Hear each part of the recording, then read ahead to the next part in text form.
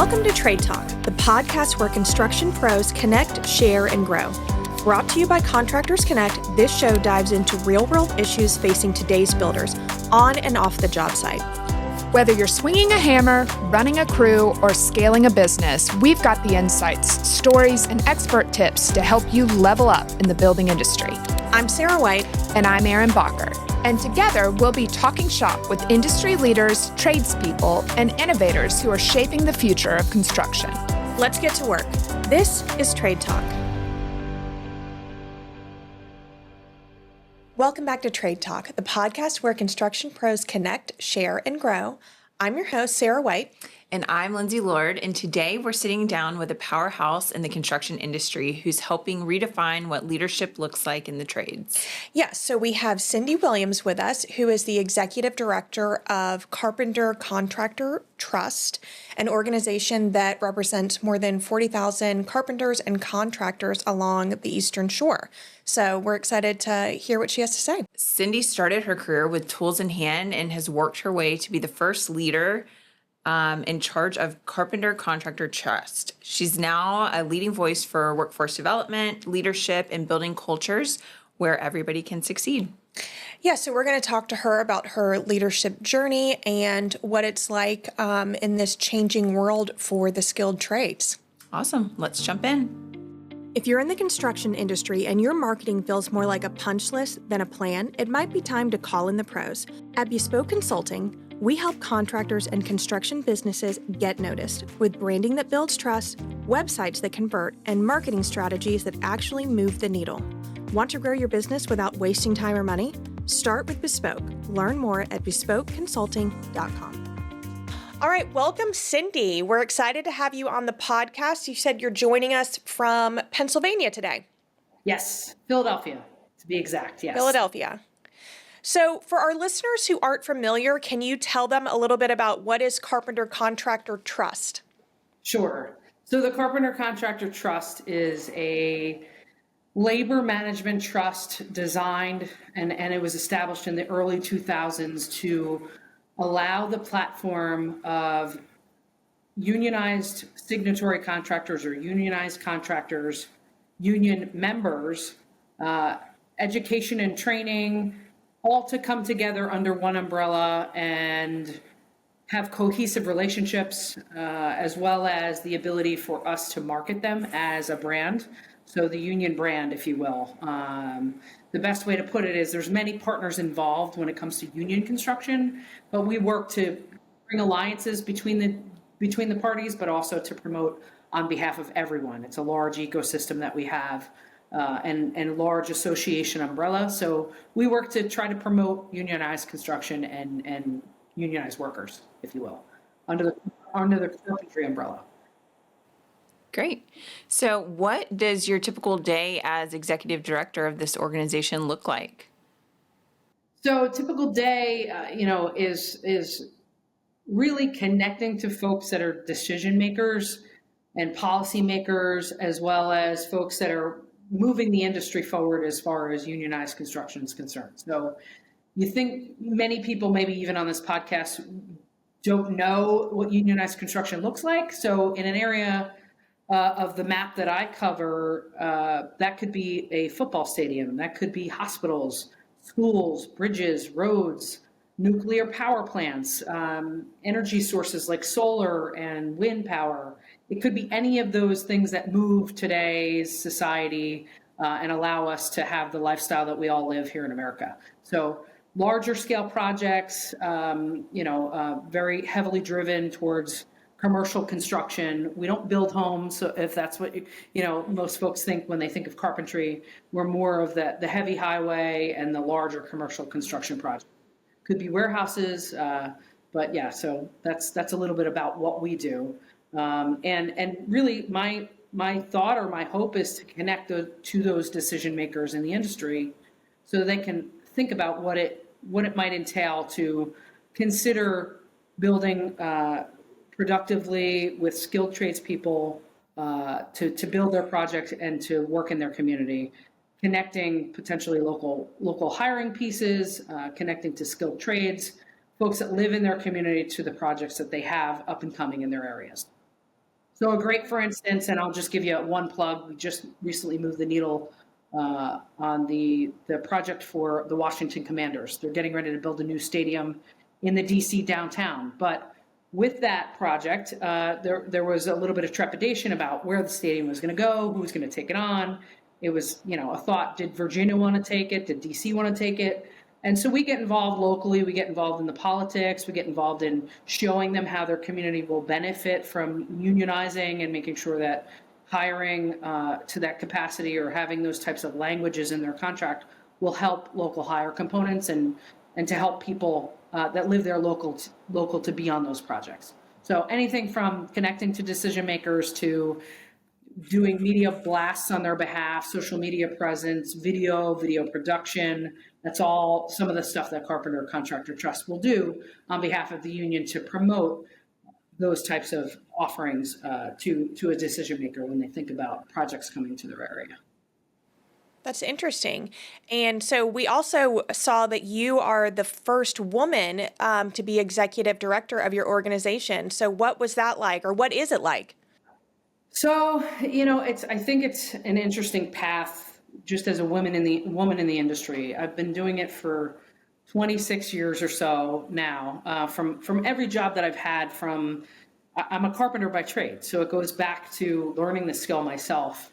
And I tell this story often that I was a young person in a private school that did not have access to a vocational education. We were all on track to go to college. That was it. It was everybody had to fit in the same mold.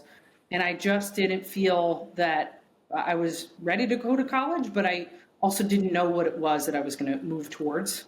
And I had a summer job where I was painting homes, and I was watching the carpenters build some of these condo complexes, as silly as that sounds.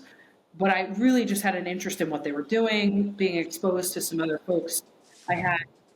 I had the desire to want to learn what they did, so I called a vocational school, and the vocational school at the time said, "Why don't you try to get into a union, and they'll put you through school for free." So I had no idea what a union was. I really just went on a blind tip and found, just in wanting to take extra classes to learn the skill of carpentry, that this was a career that was out there for me, that it was affordable because the union allows folks to be trained for free if they take you in. That's really interesting. Yeah. So, for me, it was, hey, I needed something to sound right. I couldn't afford to go to college at the time. I was kind of on my own, and it was the right place, right time, right tip. And that led me into the Apprenticeship Training Center, which is, what started my career and allowed me even the hands-on experience that I had early on that, I didn't even know how to read a tape measure when I came in. So I can't, to speak highly of the organization that I belong to really goes back to my roots of forgetting math problems. I wasn't the greatest in geometry class, but I really just had this desire to learn hands-on skill. And all the dots connected. I learned everything I needed to know and was in the field for a good while before coming on to the leadership roles. Well, and I'm sure there's not a lot of female carpenters either. No. At the time, I think my local was about 1,000 people, and there were 3 women in the local, and I was one of the 3. Wow. So really, I only had people as mentors at the time. That was back in the 90s, or mid 90s. Do you know how many women you have in your organization now? So I think right now our female population has grown tremendously. I think we really focus on diversity as one of our pillars, right? And just trying to make sure that everyone has an opportunity regardless. And so we get out there and advertise in those spaces where people can learn. And I think it's all about the exposure. I had no idea because no one ever said, hey, this is an option for you. I think we've done a really nice job of supporting being in places where people can understand this is a career, if you choose, that you can have as long as you're willing to work hard and command the same pay that somebody standing next to you is commanding. So I think it takes a special person to do it, but I also think it's about us reaching out to them saying, hey, it's totally an option for you if you choose this as your career path. So with that said, I would say about 5% of our apprentices are women, which is a really great number. Okay. If you think about 42,000 members, you do the math. I'm still not the best at math, but I get by. But it's still a great representation as far as today's world. Kickstart your morning with coffee, mimosas, and meaningful connections at our November Contract Her networking meetup, Caffeinate and Collaborate. This casual, energizing event is all about bringing together women in the construction and building industries to share ideas, spark conversations, and build community. Join us on Thursday, November 13th from 10 a.m. to noon at Floor & Decor in Pensacola. Tickets are on sale now and sponsorships are still available. We hope to see you there.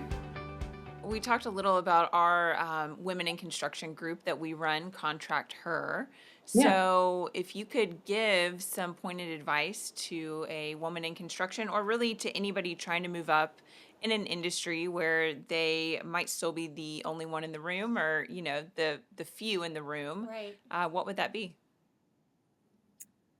It's a great bit of advice to think what would the one bit of advice be, but I think the one that helped me the most in the field, and I think throughout my entire career, because I went from working to then training to then leadership in a few different capacities of leadership, and now my colleagues are still all men, but it's just a different role that I play. It's really just, you don't have to say what you can do, you just have to do it and show them that you can do it. Yeah. You have every right to be in the room with them because you bring a value. And so what on the job site, when I was on the tools, what I would hear all the time from men was, I love working with you. You're such a great partner because I never feel like I'm in competition with you. I feel like we can just work next to each other and it's harmonious and we get it done. You're very meticulous, but I don't have that I have to rub against to conquer, right? And so that was what I heard then. But certainly there were definitely men in the room that would say, hey, you have no right to be here. Well, go back to college. What are you doing here? This is too hard for you.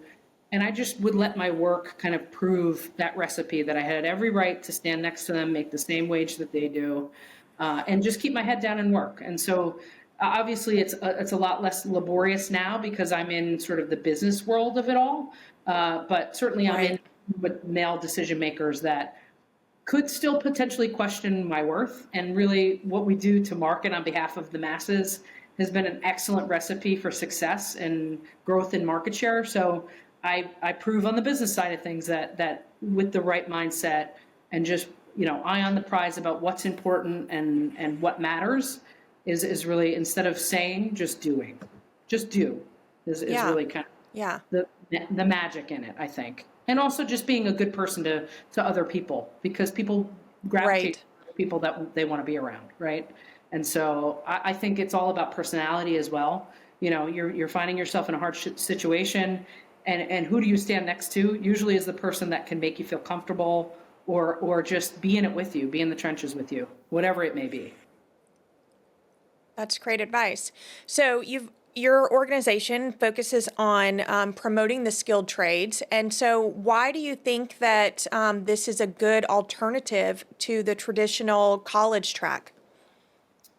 So great question. I think, honestly, it's been underrated as far as a career opportunity for folks. And you'll hear it in speeches all around, regardless of what political line or who's in charge, that we need folks that can build our bridges, our schools, our roads.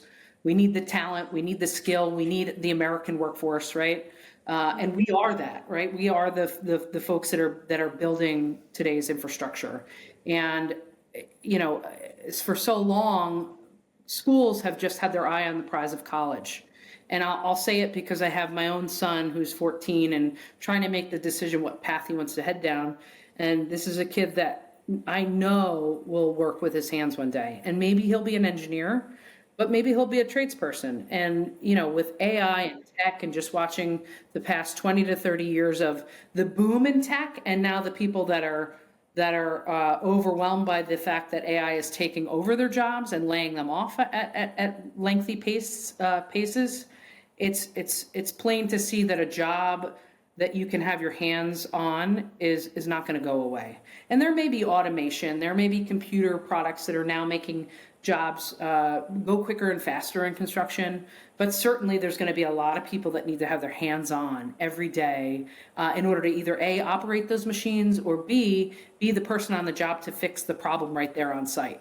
You know, an industry like construction is going to be probably one of the last to see AI affect them in that sort of way. So I always think of the opportunity to drive people towards that option, and you can make over $100,000 a year with a skilled trade under your belt. And so, you know, and gone are the days, in my opinion, are parents really saying, hey, white collar, blue collar, because you can have both. You know, in construction, we're tied to a bunch of college credits, AP courses in high school with vocational schools that they're earning college credits as they go. So, you know, it's still appetizing for parents to hear that my child is going to learn and be able to receive college credits. So without going in too deep into the weeds on college, you know, we have both tracks, because one, it's important for folks. It's important for me to hear that my child might have some college credits tied to it, but also that we're getting a more skilled individual that can take on leadership roles, foreman roles, superintendent roles, you know, all of the things that make them the smarter, more lean individual that can get the job done. So,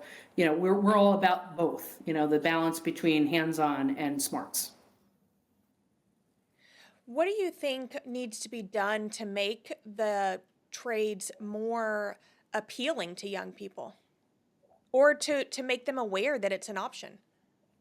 That's a great question. I think, again, really getting an exposure in school, so hitting their school counselors. We see an average age of an apprentice in our organization is 29 years old. And that's somebody who's gone through high school, gone through college, maybe realized, hey, this wasn't for me. I didn't want it in the first place. And now I'm figuring out at 29, I want to do this for a living. We, as the organization, is losing 10 good years on these folks. So exposing them at a younger age, in my opinion, and just saying, hey, this is an opportunity, and here's the well-rounded approach to how we think about careers. You know, there's magnet schools for STEM, there's engineering, there's healthcare. It has to be a part of that recipe. And even in college settings, they're moving towards teaching and co-teaching in community colleges about construction, because they realize that it's not all a track to get a tech job. You know, there's definitely overlap in skilled trades and college exposure. So I just think exposing folks at an earlier age, showing that it is not the blue collar that you thought of 50 years ago. And you can make a good living. You can make an incredible and have a career. Yeah, absolutely, and a sustainable career for a really long time. I represent a unionized trade, which is really high level salary, benefits, healthcare, retirement.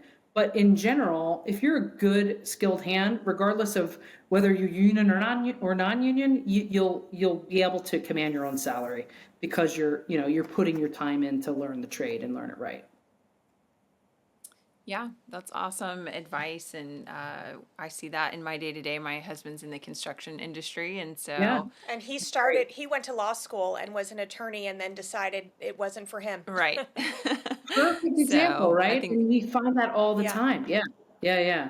That's a great story. Well, and I do wish now, you know, here locally, they are starting to bring some of the trades into the schools, especially at the middle school level.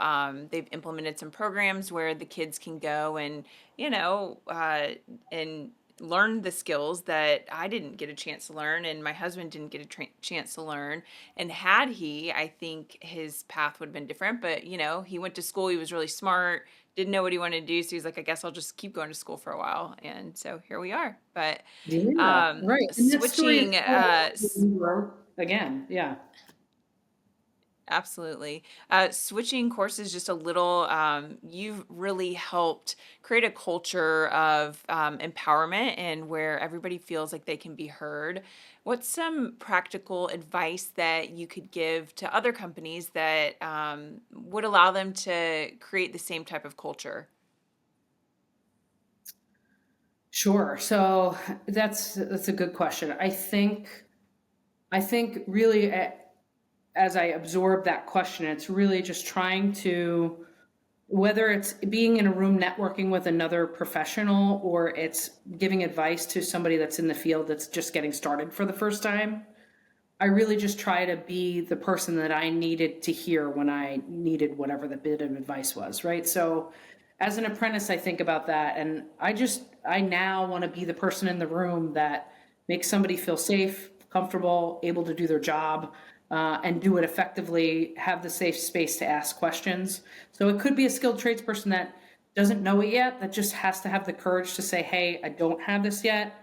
Can you help me, either skill up, or if it's somebody in business where I allow just the room for somebody to not know everything. It doesn't have to be egotistical, if you will, because our industry is very rough edges sometimes.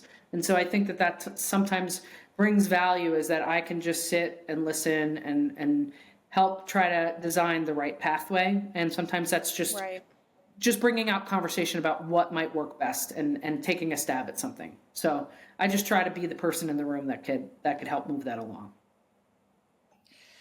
Are you seeing any industry trends as far as recruitment and retention? So yeah, I mean, it's the industry trend is that there's a ton of people that want to get into skilled trades, right? And so the more we promote it, the more opportunity to connect to these types of job sites, this type of work is out there. And I think, without really going after a political football, because sometimes there's stops and starts with different government agencies and funding and all of that, it gets pretty messy, right? But the trend is that we have the need for data centers at an alarming rate right now because of the way that we operate with tech, with cloud, with use of our phones and technology. That our big boom right now is data center work. In our area especially, we're seeing in Pennsylvania, they just committed to $25 billion worth of work. Google and Amazon both had made a commitment to build large data centers in the state of Pennsylvania. And we're finding it in areas where it's more rural, but large scale work, and that's going to be nationwide. So for us, we have a big whether we like it or not, these things need to come, and they need to come to a neighborhood near you in order for all of us to still reap the benefits of what we have as far as our tech and being connected. Right. So that is our big push right now, is trying to grow with the amount of work that's coming in data. So, and that's a big feat. There's a lot on the map. There's a lot on the schedule. And it's going so fast. Yeah. Yes. Absolutely. Yeah. And it needing to be built yesterday in order for us to keep up. Right. You are also the co-creator of the Labor Lounge podcast. Can you tell us a little bit about that and kind of what inspired you and what it's all about? Yeah, so my colleague and I, Anthony Abrantes, we have been just sort of friends in the industry for a long time, and he is one of the leaders of the Eastern Atlantic States Regional Council of Carpenters. He is sort of second seat to the executive secretary treasurer, Bill Sproul, who's my chairman and happens to be a super busy guy. So Anthony and I have more time to collaborate on a day-to-day basis. And we decided that, trying to reach an audience by way of podcast was an interesting idea that I had, because I have a large commute. I live in New Jersey and come to Pennsylvania for work. So I'm behind the wheel a lot and listen to podcasts. And I found myself listening to podcasts that I never thought, or topics that I never thought that I would listen to, just by way of somebody giving me a tip or being in the car, and the next thing that queues up is whatever comes up, right? So, but you're a captive audience. You're sitting, you're listening. Most folks are driving or on the subway or buses, and I said, what if we could have a topic where we talk to people that we don't necessarily connect to, on behalf of our organization and what we provide to society, community, and connect to the folks and the decision makers by way of a podcast. It's easier for them to absorb. It's safe in the way that they don't have to commit to anything. They just have to listen to our values and get in the ears of folks that could make a difference for our work, for our market share, and start to tap into conversations with people that we have not been able to tap into. And it's been a wonderful experience, just showing the value of unions in general. It's not even specific to the carpenters. It's just unions in general, and sort of how demystifying what unions are, maybe the myths, dispelling myths that people have had along the way about what they think. There's certainly a lot of areas in the country that don't have a lot of union representation. So even, Yeah, Florida being one of them. yeah, Florida is a right to work state. I know that has a lot to do with, folks that are unionized as opposed to not. So we're really just willing to get in to spaces and places that we haven't been before, just to kind of create new relationships, new networking opportunities. And it's been wonderful. We've had some really great guests and some really intimate conversations by way of podcasts. And I'm sure you've really known that in the world that you're in here with podcasting. So Yeah, it's great to have conversations with people, even people that you talk to on a regular basis that you don't necessarily get into a deep conversation with. So I've learned a lot for sure. Yep. Just by listening and being a part of it. Definitely. Looking back, what is one lesson from your time in the field that still shapes your leadership style today? one lesson I would say is always be on the lookout. Always be on the lookout for somebody that you can help along the way. I think is anywhere I've ever gone in my career has been somebody opening a door for me and allowing me the space to thrive. And of course, I always look for the people that have the willingness to do it themselves. But really, it's just being that set of eyes that is trying to lift someone along the way, because we all have to start somewhere, and opening the doors to those opportunities for people sometimes is a life changer. And I think I just look back to those tiny moments of my early career where somebody said something, and I can remember my biggest thing was I was partnered with someone and I could barely read a tape measure, and he said to me, "Hey kid, you're going to be a leader someday."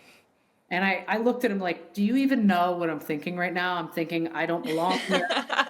Here, like, why am I a woman in the industry? What I want to quit tomorrow. Those types of things. And whatever he said, kind of like planted that seed. And those are the types of moments that can be a fork in the road. So if I can be that to somebody else, I would love to. And create those opportunities for others. That's great advice. Well, we've really enjoyed getting to talk to you today. Why don't you tell everyone where they can find your podcast and learn more about what you do? Sure. Yeah. So the Labor Lounge podcast is on every platform, Spotify, Apple, and you just have to type in Labor Lounge and it'll pop up. You'll see my face and my colleague Anthony's face, and it'll be fun to listen to, if nothing else, just to learn something new. But we'd be happy to network with anybody that comes our way. So really appreciate your time and the ability just to even talk about what it is that I do for a living. So thank you. Thank you. Thank you. I loved it. Very inspiring. Want to grow your network and your business? Join Contractors Connect, the go-to networking group for professionals in the building industry. For just $400 a year, members get 4 complimentary meetup tickets per year, a featured spot in our online directory, visibility at every Contractors Connect event, and more. Whether you're a contractor, vendor, or service pro, there's a place for you here. Join today at contractors-connect.com/memberships, and let's build something great together. All right, before we wrap up, it's time for Voices from the Booth. And we are thankful to our sponsor for the Destin Pop-Up, Trex. They are a Trade Talk booth sponsor at that event. And our first clip is Jessie with DePure. Hello, everybody. We are here at the Trade Talk booth at the AJ's Destin Pop-Up. I've got Jessie with DePure. Hello. Nice to have you this evening. I'd love to hear a little bit about what you guys do and what brought you out tonight.